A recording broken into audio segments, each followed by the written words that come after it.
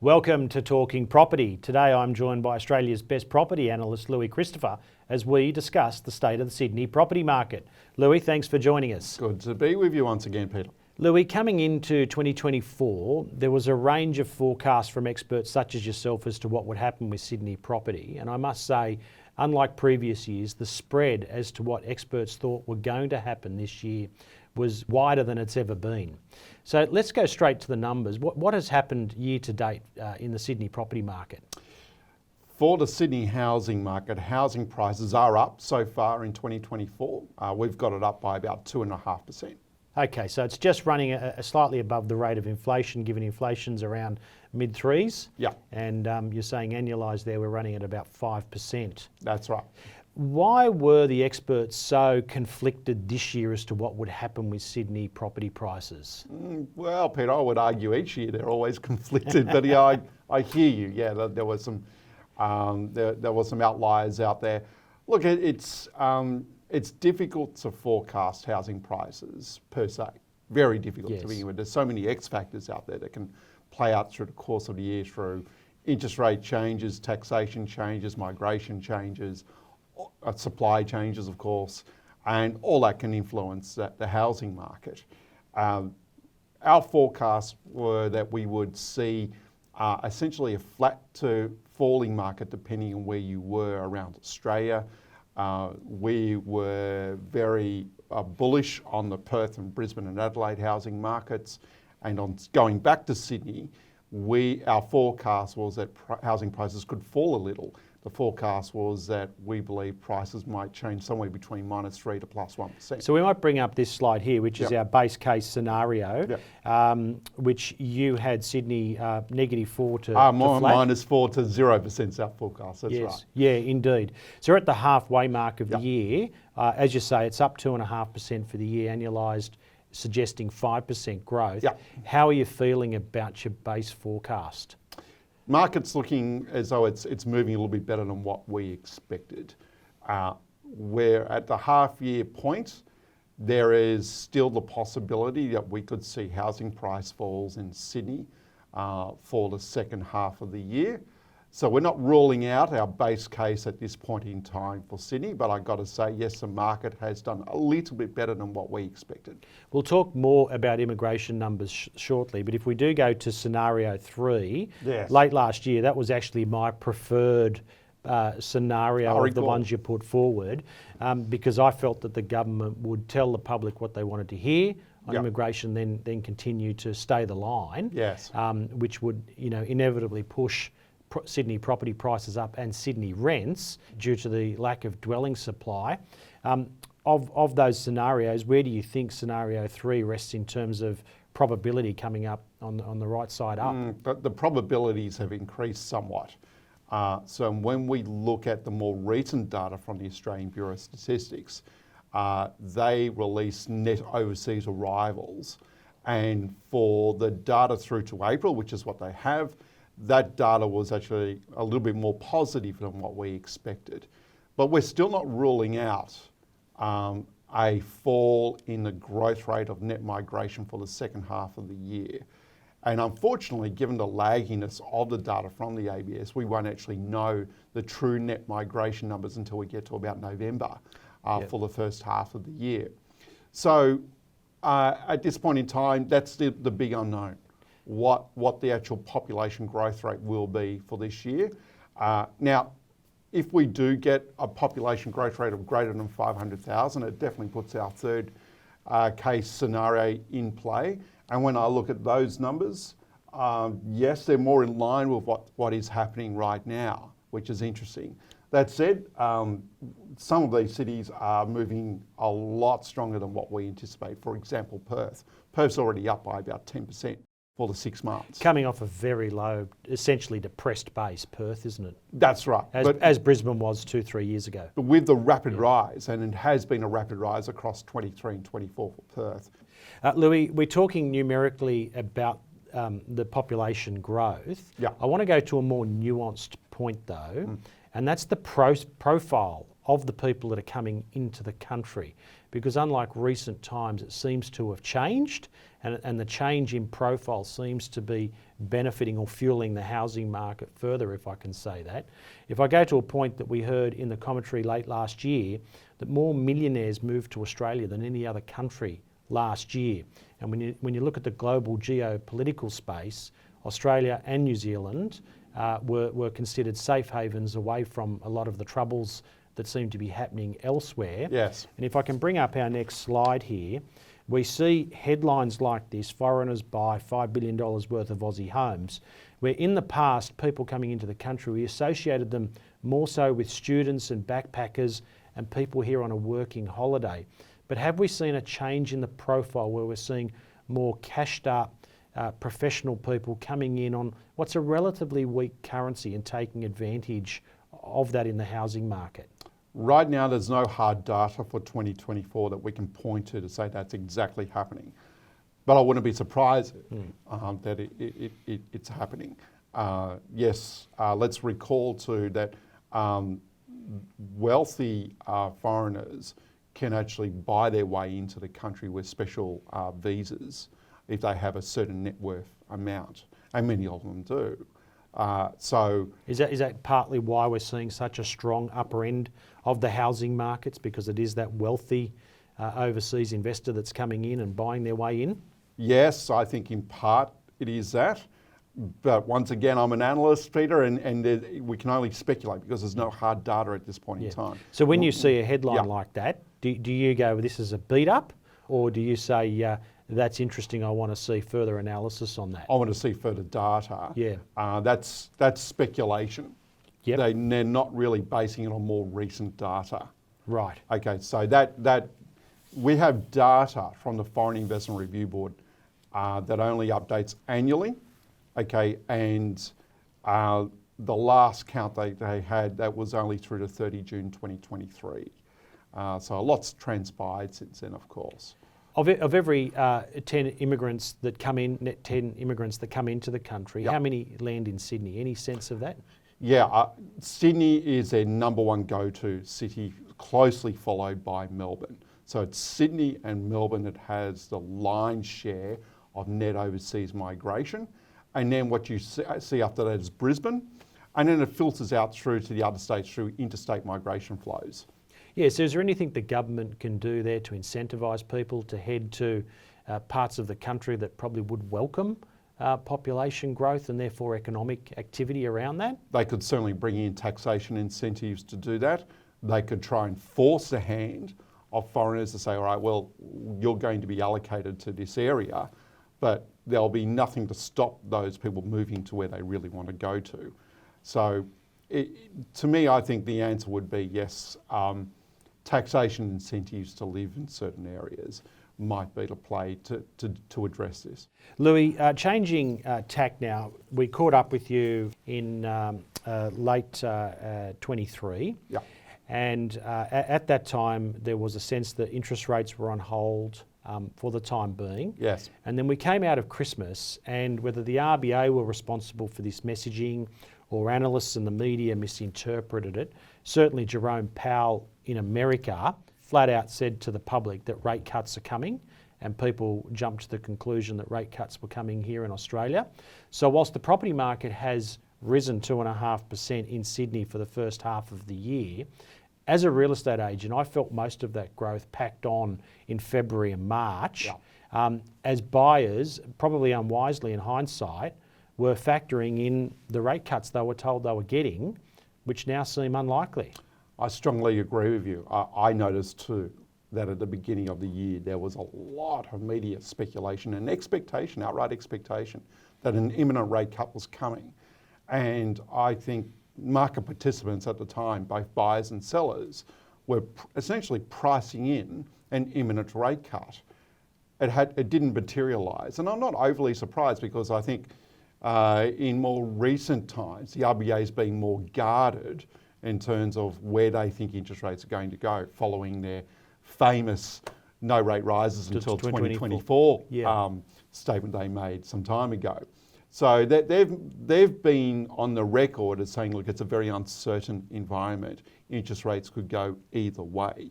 And I think they've been fairly consistent with that messaging in 2024. So you're comfortable with the RBA's messaging, which is fair enough, but how did the media get to the position here in our slide where they were universally setting the public up for rate cuts that are clearly not coming? It's a very good question to ask many of these pundits who came out with the expectation that a rate cut would be coming. Clearly the media's got it wrong.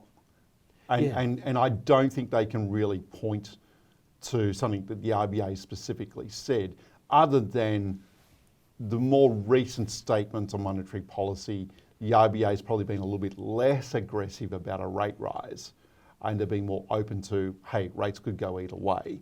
And they've also recognised that the economy's been slowing, but they've also stated very clearly that there's still been inflationary pressures out there, and hence the reason why they're more guarded in terms of which way they need to go. There was an inflation number out in America overnight. Did you see that? Yes, I did. Yeah, okay. What do you take out of that number for both the US market and then what that'll mean globally? Overall, it was a good CPI number. So US inflation is now under 3%. Yes. Remember, at one point in time, it was getting towards 10%. So the central bank, the Federal Reserve's done a lot of hard work to bring the inflation rate down in the US. They are clearly getting closer to a rate cut, and I also note in recent days we had the European Central Bank cut rates and we had the Bank of Canada cut rates as well. So around the world, central bankers are starting to move interest rates down. When the Federal Reserve moves, that'll be critical to what the RBA does, in my view. Now, the Federal Reserve has just stated that, okay, they need more information and not about to cut rates anytime soon. So there still may well be some months for the Federal Reserve where they just stay on hold. But clearly the outlook is more positive for interest rate cuts with the Federal Reserve. And therefore, when we look back to our market, the probabilities of a rate cut sometime maybe towards the end of this year have risen. Okay, so you're not seeing the first rate cut in 2025. You still think we'll get it late in 2024? I think there's still a possibility of a rate cut in 2024. Yep. What will be key is what unemployment does over the next few months. Well, let's go to that point. Yep. Inflation stays sticky, yep. if not creeps up, but unemployment starts rising. Yep. Which poison do the RBA pick? Yeah, they're in a rock and a hard place. They're dealing essentially with a stagflationary environment. Not overly stagflationary like what we had in the 1970s, but still elevated inflation with higher unemployment. A very difficult position for the RBA to be in. My hunch is that they will first focus on inflation. And unless the economy goes into a deep recession, I don't think that will happen. But their focus is on inflation. They were expecting unemployment to rise. It has been rising. If it rises aggressively, like towards, say, 5.5%, 6%, that might force their hand to a rate cut sooner than expected. See, when the European Central Bank cut their interest rate last week, the true numbers were not there to justify a cut, but they felt the trend line justified a cut. Yes, they were trying to get ahead of the curve. Get ahead of the curve, that's right. They're taking a risk though, because Correct. If they stimulate the economy too much, where inflation is still elevated, they get a second coming of it. They risk a second wave of inflation, that's right. Yeah, can you see the RBA taking that sort of a position, or will they wait for the data to emphatically have turned the way they want it to? I think they'll wait for the data. I think they are concerned about a risk of a second wave of inflation.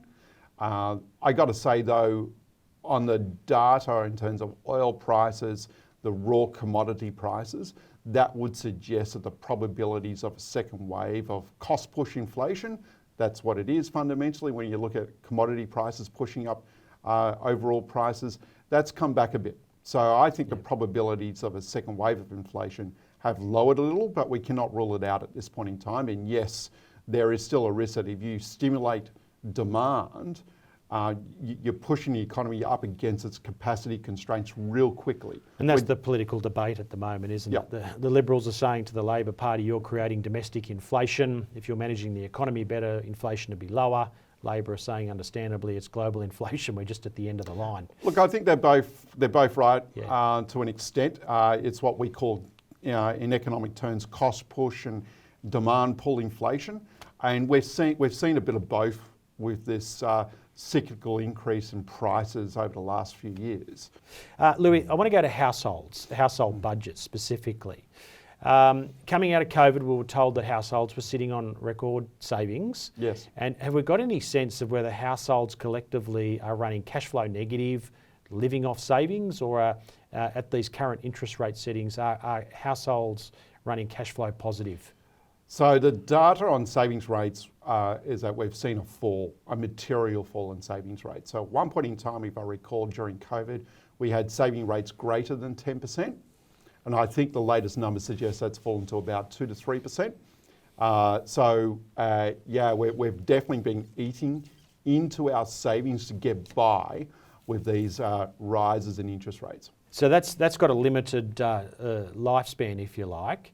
Have we got any sense of when that sort of hard crunch for households could hit? Yeah, a really good question.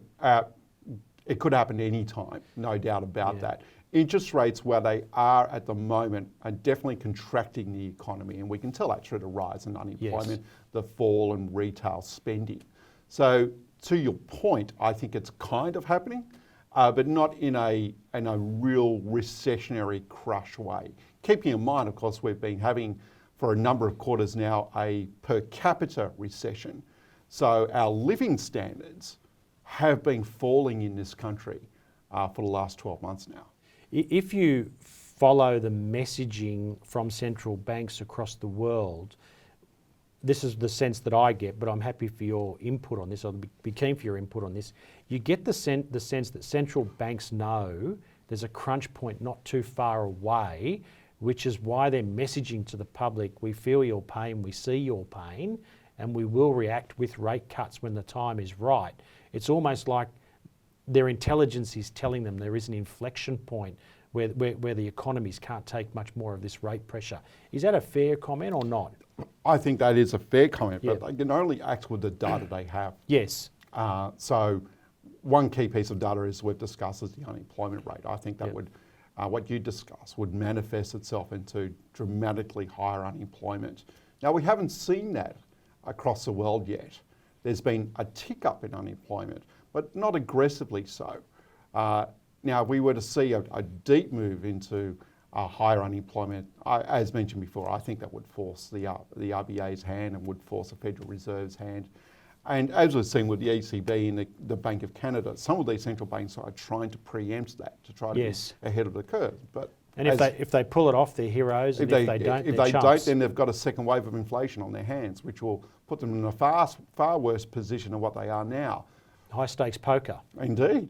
Louis, this is the net overseas migration numbers, actuals and projections from the federal budget.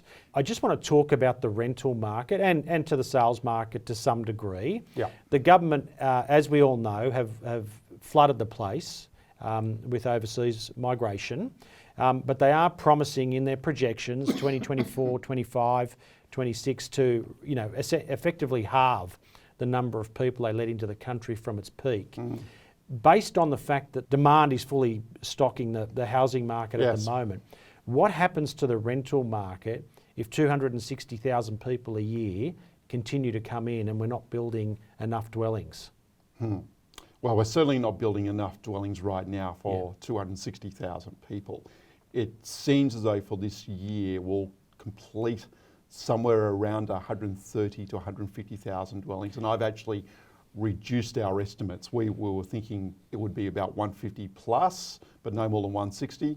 But looking at the building approval numbers and the cancellation rates, the real number for this year is looking now about 130, as mentioned before. So 130, it's 2.5 per persons a household? About 2.6, yeah. Yeah, okay. So that number will get just above their projected That's migration, but then you need to take into account the natural increase of population births over deaths, and that's about another 100,000 people. Right, so they're clearly in the red on housing supply. They are, and they're well and truly behind their goal of 1.2 million dwellings by, I think it was 2028. Yeah, and we clearly don't have the tradespeople to build those. No, well, we need to do more training. There's no question about that. I get concerned though when that the argument is, okay, we need to bring in more people to help build homes. They make the housing crisis worse. That's right, because the moment someone comes in, they need a home right away, don't they? Yes. So we need to try and train internally for these tradies. There's no question about that. And I think before this cycle is out, we are going to see more building collapses. I'm still well aware of many builders, contractors. Yeah, yes. Builders and contractors losing money as we speak on every build they do. Yeah, it's a tragic industry at the moment, isn't it? It is indeed, and tough space. I mean, we will eventually get out of it. We're in a cycle, but the government's got to do some smart things. It's got to have tax reform on the building industry. Taxation in terms of building a new home is one of the biggest single costs you'll have when you build a home right now. So we can see opportunities to cut taxation there. At the same time, I think there needs to be a bit of stick there for builders and developers as well. We don't want to see land banking at this point in time. Louis, on social media, I noticed that you picked up some weakness in the rental market, which is a real surprise. We are in winter, which is never a great time for the Sydney rental market. Tell us about that. We did, yeah. So for the 30 days to mid-June 2024, we recorded a 0.5% decline in rents for the capital cities. Now, in the scheme of things, that isn't much at all. But what is interesting is that was the first material decline we've recorded since April 2020. That is significant. It is significant, and it does suggest that seasonality is starting to influence the numbers.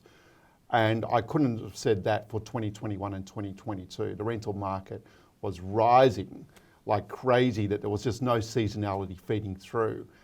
In 2023, we saw a little bit of a lull with rents during this time.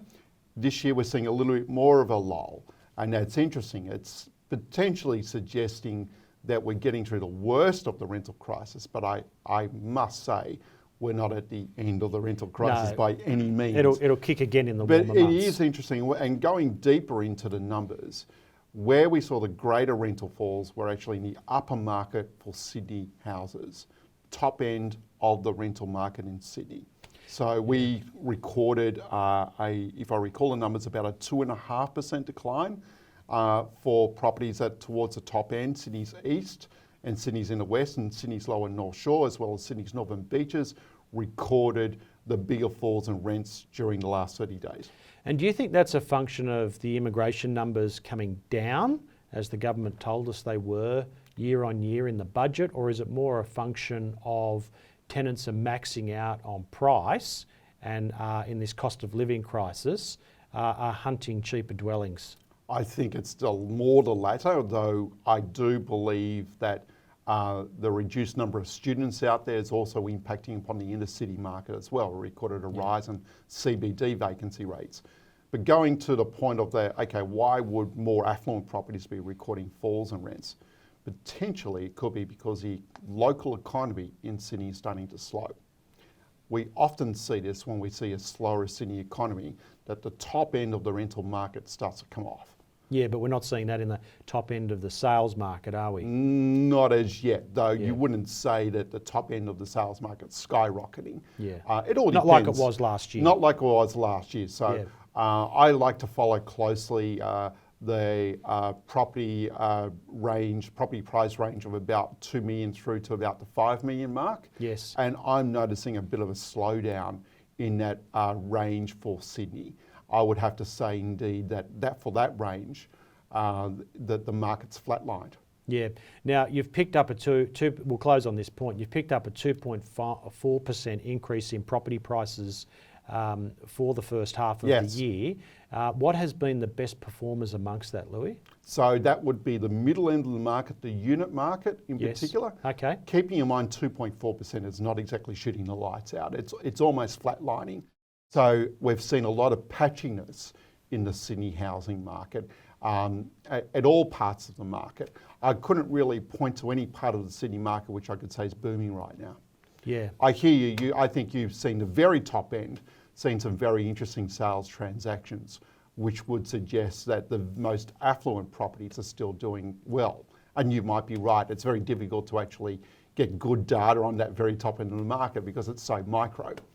But from what I can see is, as mentioned, that 2 to 5 million mark, I'm not seeing a lot of fireworks there. So it's evenly balanced between buyers and sellers, and we must note that it is evenly balanced on fairly reasonably tight stock levels. You've picked up a slight increase in stock levels. There has been an increase in new listings that we've noted, and I also note that auction clearance rates have come off, certainly compared to this time last year. On our numbers, they're off by about 5 percentage points. Okay, so when we get to spring and we see the seasonal surge in listings, it could be an interesting market at that point. Oh, it will be very interesting. I mean, let's move forward to spring. We might get more of a direction from the RBA in terms of where rates are headed, if not perhaps an imminent rate cut, or if they're really concerned about inflation, we get a bad reading of inflation, maybe we've had a rate rise. Much to come. Much to come indeed. Louis, great wrap today. Thanks very much for that. Thank you, Peter. And thank you for joining us today on Talking Property. We'll see you next time.